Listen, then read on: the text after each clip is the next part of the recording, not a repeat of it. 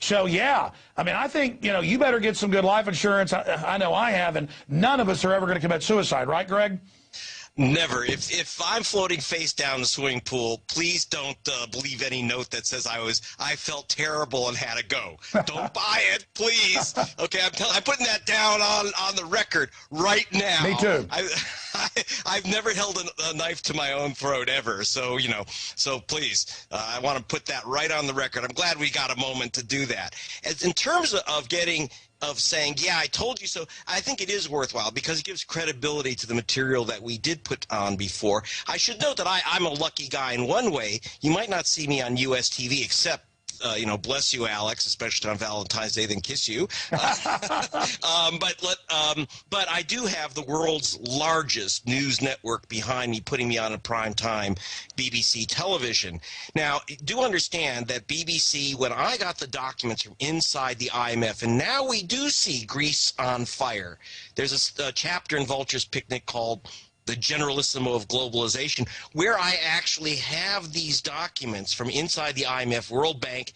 And because of my position in journalism in Europe, I was actually able to confront personally the Director General of the World Trade Organization and put these inside confidential documents and cables in front of him.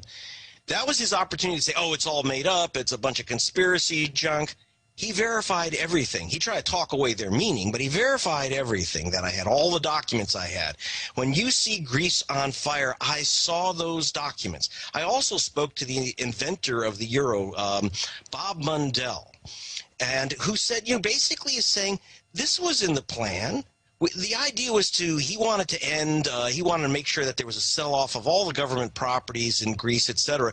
You have to set a fire if you're going to have a fire sale. He thought that this is the best thing that's ever happened. These guys, this was the purpose of the euro. He said he was very upset, he told me, that democracies get to kind of vote on their fiscal and monetary, have fiscal and monetary control. He wanted to create a mechanism, the euro, which would make elected parliaments and congresses and presidents subservient to an economic formula. And the economic formula is called the 3% rule there. There's a German word which I can't pronounce that they use. But that was the purpose, was to basically create something that would replace democracy. In fact, by the way, I spoke with, because of my position, I get to meet all these heads of state, etc. And I've met with Carlo Monti, the new prime minister of Italy, the new chief of Italy. And Monti, has not been elected. He's just a banker. That's, you don't get to choose anymore. They call him a technocrat. I mean, even The Economist says it's good to not have countries run themselves. We, the technocrats, will run it now. And as you said years ago when you got to meet, with the head of the organization, the World Trade Organization, they admitted this is how we were going to take over. But then they're the ones that sold the fraudulent debt and got the governments to sign on. They're the ones that actually have most of the debt. And so they do this Svengali judo move where they're set up as our bosses, even though they're the progenitors of it. It's insane. Yeah. Well, in fact, in the case of Greece, I call it a crime scene. In particular, the Greek government, to stay within the euro, both the so-called socialists and the so-called conservatives there, had cut a private deal with Goldman Sachs to hide their true deficits. And this is true most of the countries, but this was particularly done with Goldman Sachs and had to do with trading euros into yen and dollars and back. Technically, on paper, it looked like Goldman Sachs took a multi-billion-dollar loss. Well, Goldman Sachs never takes a deliberate multi-billion-dollar loss. That's nonsense. In fact, it was covered up by a secret agreement to pay them back at massive charges, with massive usurious charges. I mean, you couldn't call it anything else. Plus a $500 million fee on top of the massive interest rates that they were collecting, all done in secret. When this came out, of course, then the Greek bond market, the market for Greek bonds, completely collapsed, and people rightly, in a way, asked for massively high interest because they say we're victims of a fraud. Now, why?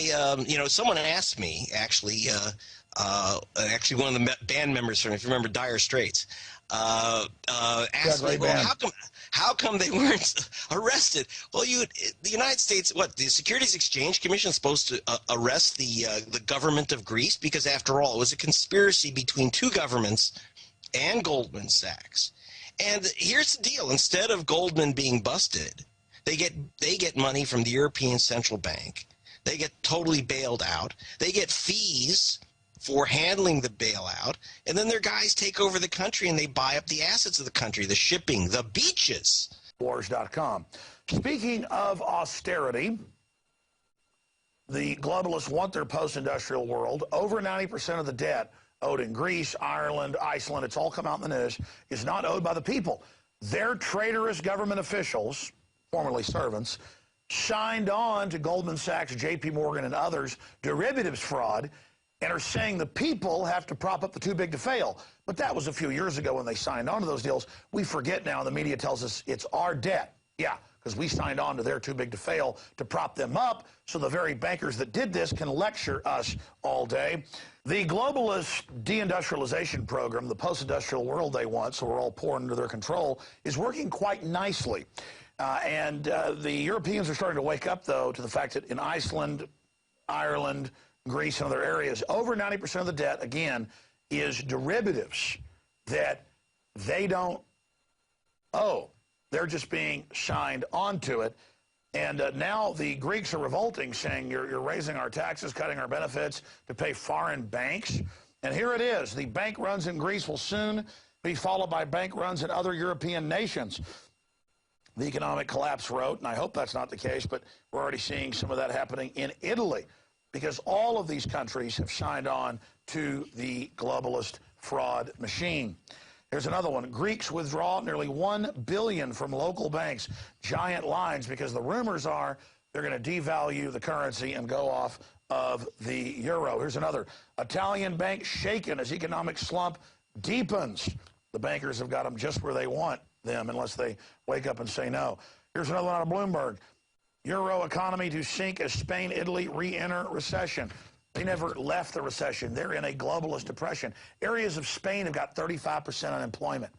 They're telling us our economy's great. Those of us living in the real world know it's not. Again, how much BS are we going to swallow? Here's the London Telegraph. Greece is on the brink of collapse. It's all right there. Rodney, the deal is agreed, and the plan for Greece to cut its debt to 120% of GDP by 2020, compared with the current 160%. Can that really be done? No. When this crisis started, Greece was at 120%, that is to say, national debt, GDP. Over 100% is unrepayable, and that's the situation in the USA. If you add in the austerity measures, it goes up to 170%, and then after 8 years, it comes down to another unrepayable level, which is 120%. The plain fact of the matter is these are manipulations to justify the banking occupation of Greece. The Greece people should revolt, because they are being smashed into the ground, their sovereignty is being destroyed, their property assets are being sold off, they're being put into poverty and debt peonage, not just for the rest of their lives, but for their children and their grandchildren's lives. The whole thing is a fraud. Well, if Greece again fails to meet its targets, and based on what you're saying, it sounds like that could happen, is there anything left in the country that could be cut? Yeah, the Greek people are brave people. One thinks of their record during the Second World War. They're highly inventive people. All that they need, in fact, is a new policy. That policy must start by controlling the banks, which create money out of nothing, put it at compound interest, and do not put it into the real economy, and in particular to the spreading of the real economy. And unless then you open up an interest-free supply from your own national bank. But to do that, Greece must get out of the euro and take its own destiny forward in the same way as Iceland is now doing, and doing very successfully. The Dutch finance minister has demanded the establishment of a permanent Troika office in Athens to ensure Greece fulfills its obligations. How democratic is this suggestion? This is an office of the financial fascists. These are the local Nazi implementers. They are the sign that Greece has been occupied, colonialized, and sacrificed for something which is not going to work in any case. The office should be kicked out for starters. Well, the EU is kind of seen by many as taking on a sort of parental role when it comes to Greece, writing off part of its debt, giving more money in exchange for promises that Athens will do what its creditors say. Tell me very quickly, why is the bloc so keen to hold on to such a shiftless member? I didn't hear all the question, but the fact of the matter is that the IMF, the EU and the European Central Bank are trying to preserve the situation in Greece, to uphold a crumbling system which is now completely out of control, which is increasing debt all the way around the world, which is not taking account of the fact that jobs are being destroyed by technological shifts, which takes no account of the manipulations, the fraudulent manipulations which come from the uses of computers, for example. One way or another, they are desperate to maintain the situation because they have a belief that it is fair, efficient and just. They also think it will come back into balance. It is not fair, it is certainly not efficient, it is not just, and it is not coming back into balance. So you're really seeing part of an overall downward turn, which is going to go on for the next 10, 15 or 20 years. Thank you. That was political analyst Rodney Shakespeare from London.